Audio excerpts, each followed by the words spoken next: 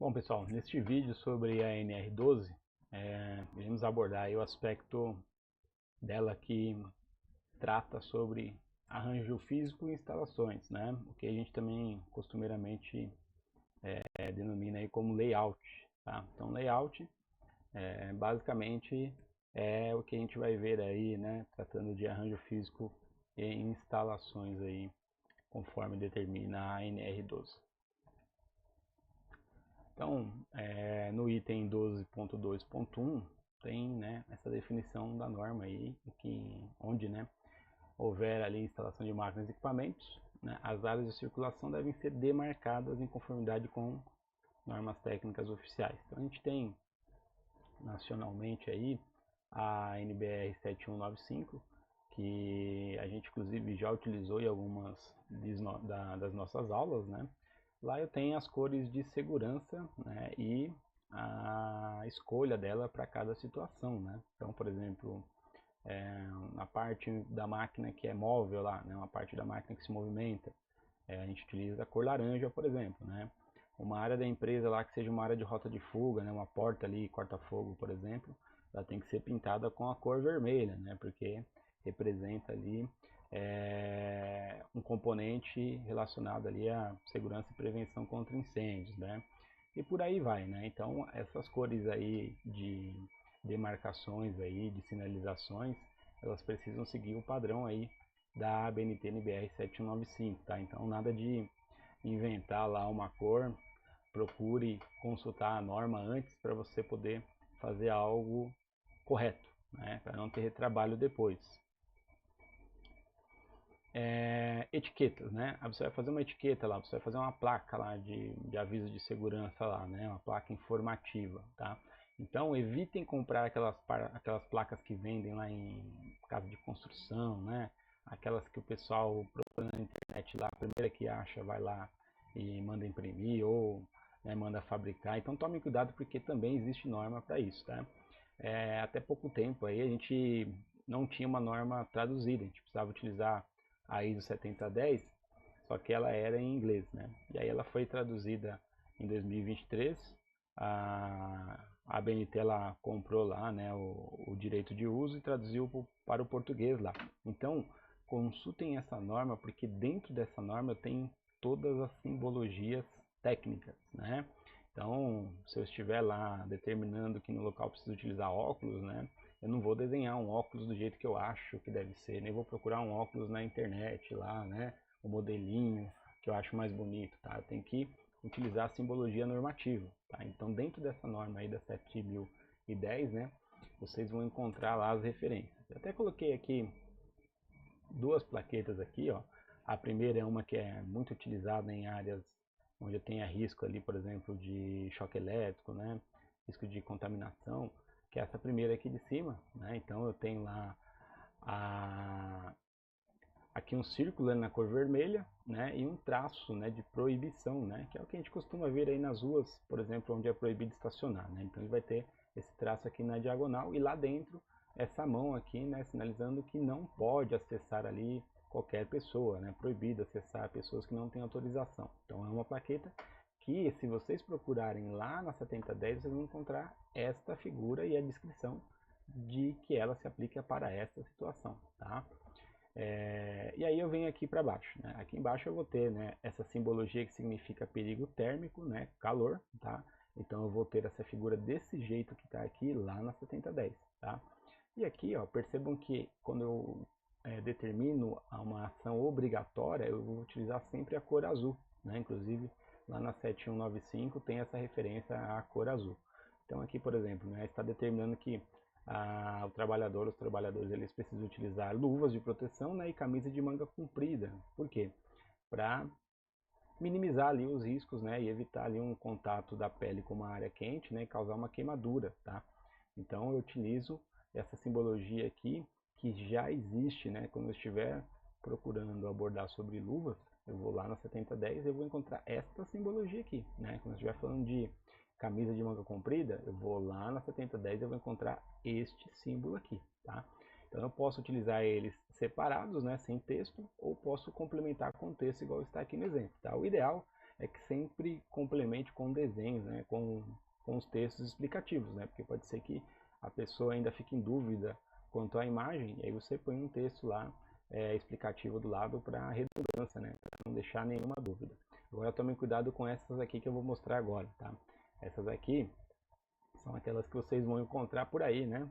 À venda aí, né? Em qualquer lugar, né? Então, olha só, esta inscrição aqui, né? Quer informar sobre isso, mas olha só como está totalmente diferente, ó, tá? Aqui, olha como colocaram lá a mão, né? Não tem nem a diagonal lá, né? A faixa diagonal cortando aqui, dizendo que é proibido, né? E aqui não tem isso aqui na norma da 7010, então está totalmente fora de padrão, tá? Olha essa daqui também, uso obrigatório nesta área, né? E aí aqui olha como fizeram as luvas, ou seja, uma luva numa cor clara e uma luva numa cor escura, é isso, né? Será que as luvas têm cores diferentes? Que tipo de luva é para ser utilizada lá? É luva, né? Porque não tem informação de luva. Então olha só a diferença de quando eu estou determinando a utilização de uma luva, né? Como EPI. Então ela tem lá, né?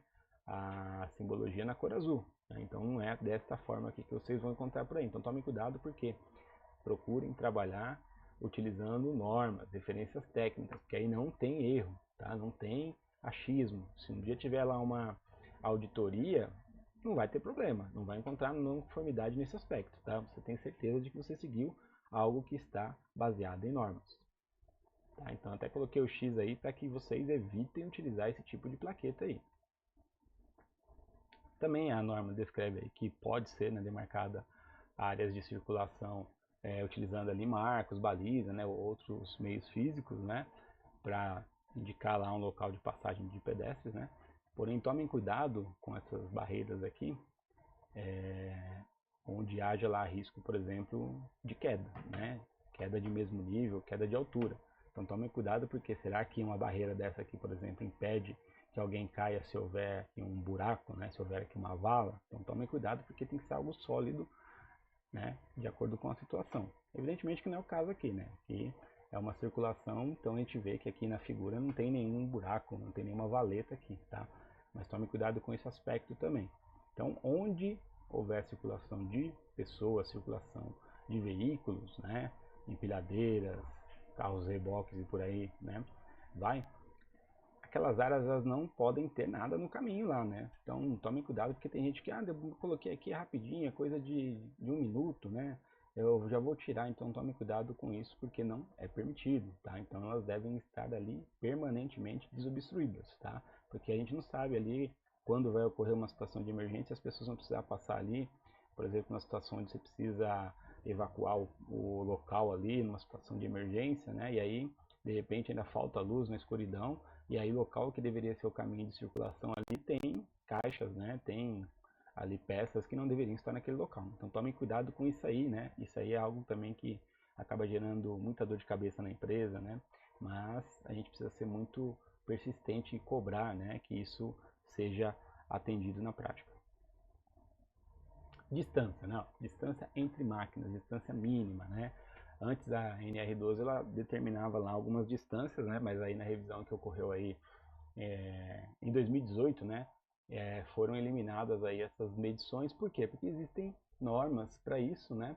A própria máquina, quando ela é projetada lá no manual dela, lá na parte da área de instalação dela, já é definida qual é a área mínima onde ela deve ser instalada, a área de circulação, né? Tudo isso aí já é pensado ali no momento em que a máquina é desenvolvida. Porém, né, caso ainda haja dúvida, né, quanto a esses aspectos, né, então pensando, o quanto que eu devo deixar do lado da máquina para alguém passar lá, né, para que a pessoa consiga passar livremente, né? Então, a gente pode utilizar esta norma que eu vou mostrar para vocês aqui, exemplificando ela com essa fresadora, tá? Então, esta máquina aqui é uma fresadora com a mesa móvel. Então, esta parte aqui que tem essa marcação amarela, né, que é uma proteção física, na frente aqui é uma proteção móvel, inclusive, né, a gente pode ver aqui embaixo essa peça vermelha, isso aqui é uma chave, né, então tem uma de cada lado, para que essa porta aqui, quando ela fique fechada, essa chave ela fique travada,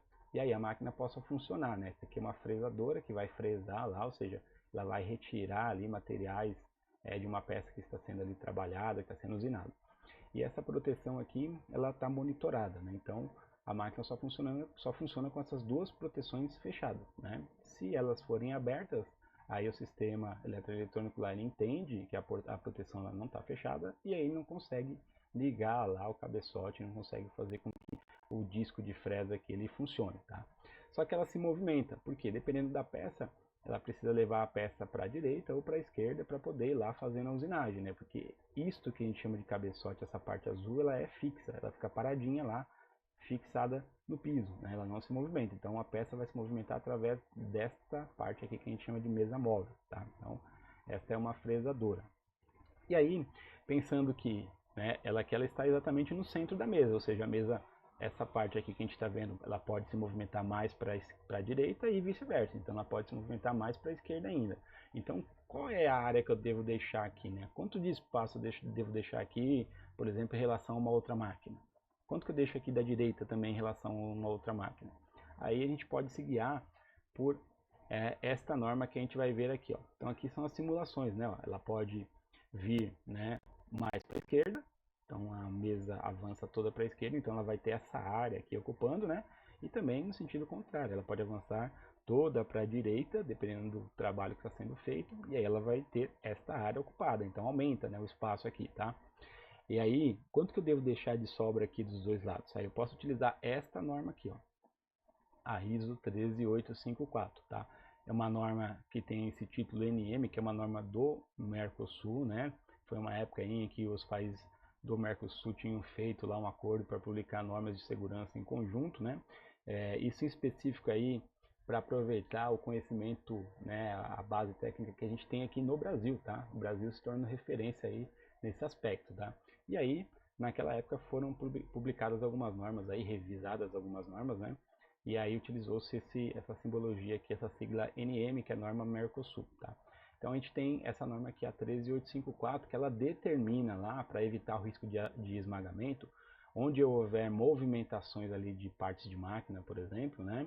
Eu devo deixar lá uma folga de 500 milímetros, ou seja, essa mesa toda avançada para a direita, eu deixaria aqui livre 500 milímetros, né? Eu deixaria lá um espaço livre de 500 milímetros, porque de repente pode ter tem uma pessoa trabalhando aqui na direita, pode ser que passe alguém por aqui, né? E aí eu faço uma marcação lá no piso do caminho seguro, baseado nessa distância máxima da mesa avançada para a direita, avanço ela para a esquerda e faço uma outra marcação lá no piso, né? Ou seja, uma área de segurança, e aí eu vou fazer lá mais uma medição de 500 milímetros e indico lá que as pessoas devem passar por aquele caminho, tá? E aí eu minimizo esse risco de a máquina movimentar a mesa e ter alguém parado ou alguém passando aqui exatamente no momento e a máquina acabar lá batendo, né, ou esmagando partes do corpo daquela pessoa, tá? Então, esta norma ela tem outros exemplos lá também, né?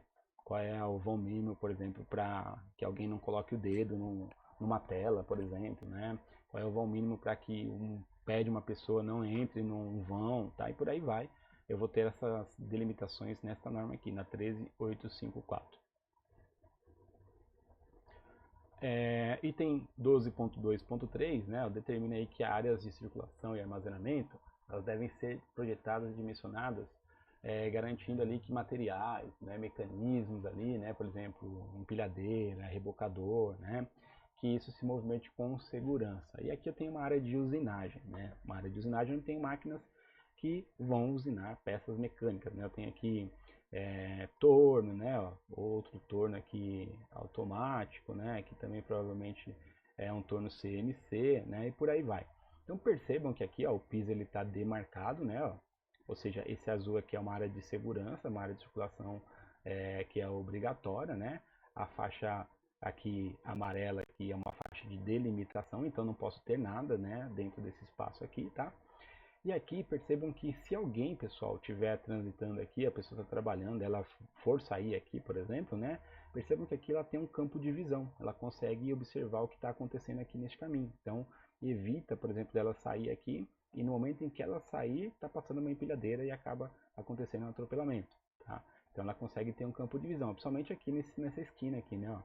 Ela consegue observar o que está acontecendo aqui na direita, né? Aqui na esquerda e para frente, tá? Então, esse projeto aqui, né, dessa área aqui, ele foi pensado justamente nisso, né? Então percebam que tem os vãos aqui onde você consegue enxergar, você consegue observar, né, as áreas ao redor, tá? Então isso deve ser feito pensando justamente na bombilidade, tanto dos maquinários, né, dos equipamentos ali, né, empilhadeira, transportador, rebocador, né, talha se tiver na empresa, né, ponte rolante, por aí vai, quanto também da circulação de pessoas, tá? Organização, né, ó. Então as ferramentas aí 12.2.5, ferramentas elas devem ser organizadas e armazenadas, então deve ter um armário lá, um carrinho de ferramentas, né? Isso aqui facilita até para não perder ferramenta, né? Então tem que criar esse hábito aí, faz parte lá do 5S que vocês já viram. Então tem que criar esse hábito, tem que cobrar esse hábito aí, nada de ter ferramenta no chão, né? Ferramenta no bolso, menos ainda, tá? Então cobrem isso das pessoas. Terminou de usar a guarda, põe lá. Não importa se você vai ficar indo e voltando 500 vezes lá para pendurar na parede ou para colocar lá no carrinho de ferramenta. Tem que deixar organizado, tá? E voltando aqui para o 12.2.4, o piso, né? O piso onde vai ser instalada a máquina ali, ele tem que resistir à carga daquela máquina. Então é uma máquina que pesa 12 toneladas, né? Então aquele piso ele tem que suportar aquelas 12 toneladas, tá? Quem vai determinar isso aí é o engenheiro civil. É o engenheiro civil que vai determinar lá a espessura do piso, né, a malha do piso, vai determinar se ele suporta, se não suporta, vai ter que quebrar aquele piso e fazer um piso que suporte, né? Então essa informação do peso, né, da massa da máquina, quem informa ela é o fabricante, tá? Então geralmente vai ter até uma plaqueta na máquina lá com o peso dela, né? Qual é aquele peso que a máquina tem, justamente para garantir que aquele piso onde ela está instalada lá, que suporte a carga dela, né? Porque imagina você instalar uma máquina lá de 12 toneladas num piso lá que não suporta, ou pior, né? Se for uma empresa lá que é uma empresa que tem pavimentos, né? E aí na laje de cima está instalada uma máquina de 12 toneladas e a laje não foi projetada para suportar 12 toneladas, né? Então ela vai colapsar, vai cair, né?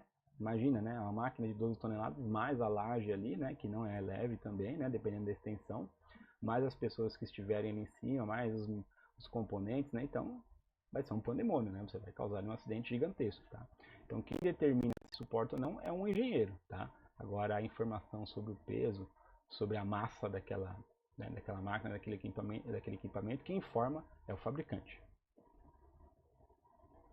Máquinas estacionárias, então máquina que fica parada lá, tá? Então aqui, por exemplo, nessa imagem aqui que a gente está vendo no setor de usinagem, todas essas máquinas elas são estacionárias, elas foram colocadas lá em algum momento e elas ficam lá, né? O trabalhador que vai lá trabalhar nela, e se ele precisar buscar uma peça, ele busca, leva. Se ele buscar um produto, aqui do lado tem até uns produtos aqui, ó, a gente pode ver até umas barras aqui, vai ser buscada, vai ser trazida, né? Então a máquina ela fica lá instalada, ela fica lá estacionada lá, parada lá, tá? Então nesses casos aqui, quando tiver máquinas estacionárias, elas devem estar fixadas, tá? Elas devem garantir que se alguém encostar ali, ela não vai cair, ela não vai tombar, né? E se passar lá um caminhão na rua lá e vibrar o piso, aquela máquina não vai se mover do lugar, ela não vai cair, ela não vai tombar, né? Se uma empilhadeira encostar nela lá, por exemplo, ela não vai cair, tá? Então, isso é feito através de fixação no piso. Então, tome cuidado porque isso aqui não é tão problemático com máquinas grandes, né? Porque a máquina grande, ali o centro de massa dela acaba gerando um próprio equilíbrio. Isso aqui acontece muito com máquinas pequenas e compridas, né? Então, aquela fresadora que a gente viu lá no início, ela é uma máquina que ela é pequena, né, lateralmente falando, e ela é comprida na altura, tá? Então aquilo ali precisa estar chumbado no piso, porque ali, às vezes, um próprio trabalhador, ele pode encostar ali, né, aquela pessoa que está cansada ali, encostou na máquina, né, tem gente que tem mania de encostar um pé no chão e outro na máquina, né, e aí na hora que ele encosta a máquina tomba, né, e aí a máquina vai tombar, ele vai cair por cima dela, e pode ter fratura, né, pode gerar ali um acidente grave, tá? Então tome cuidado, porque não pode ter máquina solta, máquina estacionária, né? A máquina ela está fixada lá, ela tem que estar lá com um chumbador, por exemplo, no chão, ela tem que estar presa, garantida ali a estabilidade dela, tá?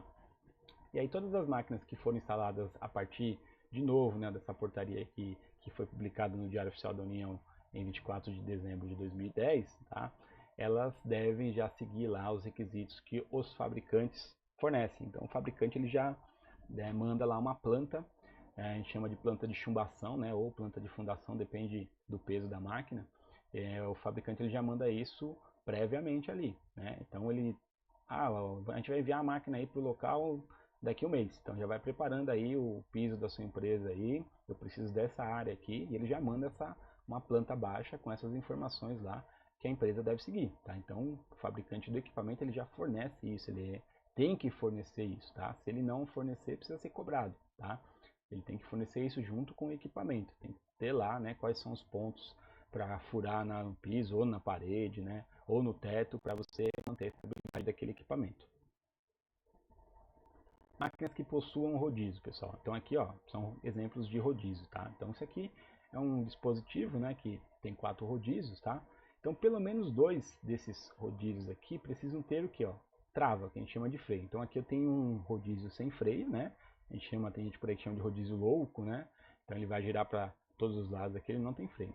Esse aqui também é um rodízio louco, só que esse rodízio ele tem um freio. Então se eu pisar aqui, ó, nessa parte preta, isso aqui vai descer e vai travar a rodinha, tá? E aí se o piso lá tiver um desnível, né, um declive, eu posso parar a máquina lá, piso aqui, né, nessas duas rodinhas aqui elas têm os freios, e ela vai ficar lá paradinha, né? A não ser que alguém bata nela, né? Mas por gravidade ela não vai descer ali por desnível, tá? Então ela vai ficar parada lá. Isso é importante também, né? Imagine carrinho de supermercado, o carrinho de supermercado não tem freio, né?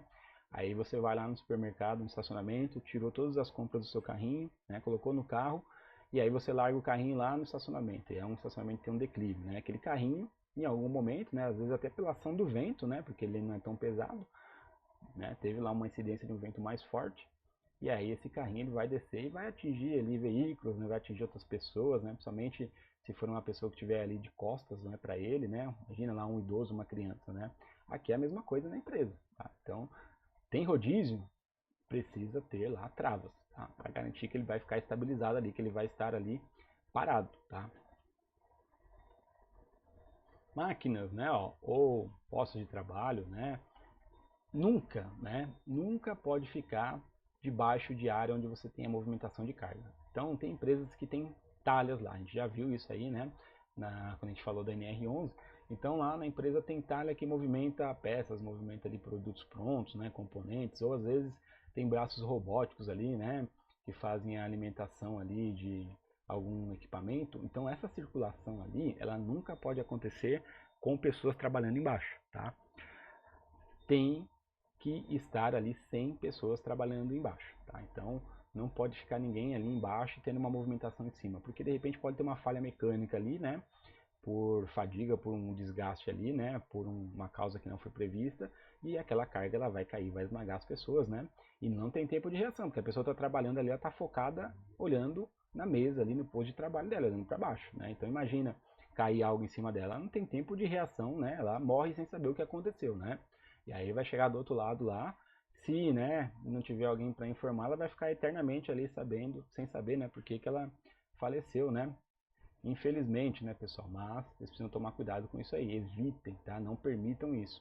Vai movimentar algo e vai passar por onde tem alguém trabalhando, tirem as pessoas de lá, tá? Não tem como não passar por ali. Então tá bom, então a gente vai parar a atividade, essas pessoas vão sair dali, realizem lá a manobra, lá a movimentação de carga e aí depois elas retornam para o trabalho, porque pode acontecer de cair algum produto ali, né? E dependendo da distância, né? Às vezes não é nem o peso do produto, né? Dependendo da distância, da altura, aquilo ali acaba gerando uma intensidade ali na queda, né? O fator dele de queda ele potencializa ali o risco e pode gerar uma morte, um óbito, né? Ou vários óbitos, né? Dependendo do que está acontecendo. E aí existe aí, né, uma permissão de transportar cargas com teleféricos, né, em áreas externas e internas aí, né, onde você consiga programar esse transporte, né, e isso aí também atenda a NR35, tá? Isso pode acontecer em casos onde não tem jeito, né? Não tem jeito, a gente vai ter que passar por ali porque vai precisar fazer manutenção, vai precisar trocar, vai precisar movimentar ali para um local melhor, né? E aí a gente precisa movimentar isso aí. Então, de novo, né? Precisa movimentar? Tirem as pessoas, né? Faça lá uma programação ali para que não tenha ninguém naquele local e você consiga fazer essa atividade de uma forma mais segura. Tá? E aqui um exemplo de um teleférico, né? Um teleférico aí numa área externa, evidentemente, transportando ali um guindaste, né? Ó, parece coisa de brinquedo, né?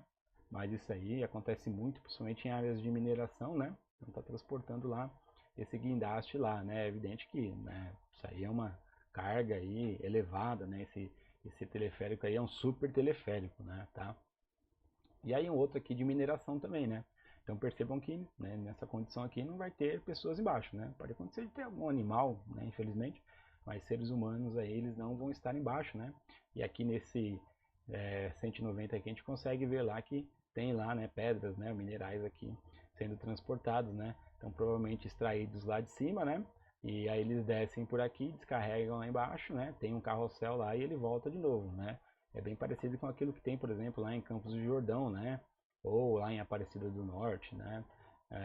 Sistema de teleférico, tá? E para fechar, tá? Onde não houver uma regulamentação específica, né? Tratando aí sobre sinalização, sobre arranjo físico, né? O que é bem difícil, porque eu já mostrei para vocês aí algumas normas, tá? Mas caso, né, for uma atividade especial, né, for uma situação ali que não esteja abrangida aqui pela NR12, tá? O que vai acontecer? Neste caso, vai seguir a norma setorial, né? Então, por exemplo, se lá na NR18, que é uma norma que trata da construção civil, né, ou né, na parte da mineração ali, aquelas NRs ali, elas tiverem alguma determinação que seja diferente da NR12, porque a NR12 é uma norma especial, então você vai ficar em dúvida, mas eu atendo a NR18, por exemplo, ou atendo a NR12? Neste caso, se houver divergências, você vai atender o que está na NR18, tá? Então, a norma setorial, ela prevalece, tá? E se não tiver uma norma, se não tiver nenhuma informação na norma setorial, mas eu tenho lá uma lei específica para aquilo ali. Então, para aquela determinada atividade, eu preciso sinalizar de um jeito diferente, né? Então, falando aí, por exemplo, de questões aí onde tenha materiais radioativos, né? Então, por exemplo, tem uma lei lá, um regulamento lá, alguma coisa do CENEM, né? Ou da Anvisa, né? Uma RDC da Anvisa, que não tenha ou esteja diferente da NR12. Eu vou seguir o que está lá na RDC ou o que está lá, né, na legislação do CENEM, tá? Porque é uma regulamentação específica, tá? Então a NR12 ela entra aqui como uma norma especial, tá? Então a NR12, por exemplo, ela prevalece sobre a NR1. Então se tiver alguma divergência entre a NR12 e a NR1, eu vou seguir o que está na NR12. Se tiver uma divergência entre a NR12 e a NR18, por exemplo, eu vou seguir o que está na NR18, tá? Então o que está à esquerda aqui tem maior prevalência e o que está à direita menor prevalência, tá bom? Espero que tenha ficado claro para vocês aí, né? Se houver alguma dúvida também, né, novamente aí, eu me coloco à disposição para esclarecimento.